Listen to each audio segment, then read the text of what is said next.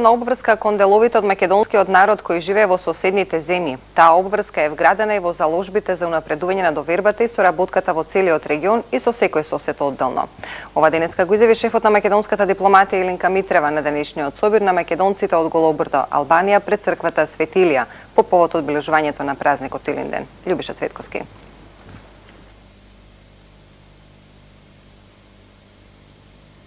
Гиноец Голобрдо со сите верски обичаи се освети возобновената црква. Со зурли и тапани и македонско ора во организација на Друштвото Мир на македонците од Албанија и годинава традицијата за прослава на Илинден иста. На едно место македонци и муслимани заедно ја изградиле оваа црква. Следно име изградба на џамија. Оваа црква, како што рекоа, со векови собирала македонци без разлика на нивната вера. И за министерката Митрева, која дојде на покана на организаторите, ова е чин кој содржи силна порака. Го градиме заедништвото, ја градиме Македонија таква како што сакаме да им ја оставиме на нашите деца. Македонија што подеднакво ќе ја сакаат и почитуваат сите што живеат во неа. Драги пријатели, Република Македонија има посебна обврска кон деловите од македонскиот народ кои живеат во соседните земји. Таа обврска е вградена и во заложбата за унапредување на довербата и соработката во целиот регион и со секој сосед одделно. Потребата од пријателство и соработка ја разбираат и владите на Република Македонија и на Република Албанија. Тие си помагаат и соработуваат на патот до заедничките стратешки интеграции Европската Унија и НАТО. Ги поздравуваме напорите што ги прави владата на премиерот Нано за подобрување на правата на малцинствата.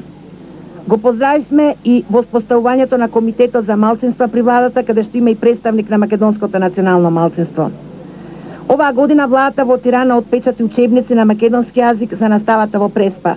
Очекуваме дека ќе биде направен исчекор и ќе се овозможи настава на македонски јазик и тука, на Голобрдо, како и во Гора и во поголемите градови во Албанија, за што се водени разговори со албанските власти.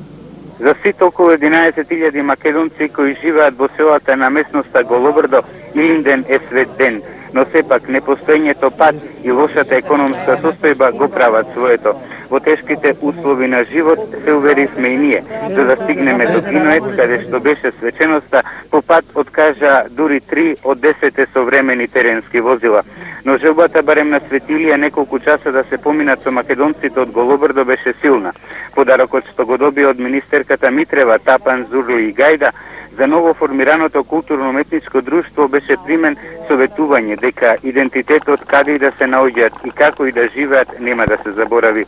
Митрева оствари средба со својот албански колега Кастриот Ислами во Поградец. Ислами при тоа на целиот македонски народ му го честита големиот празник Илинден.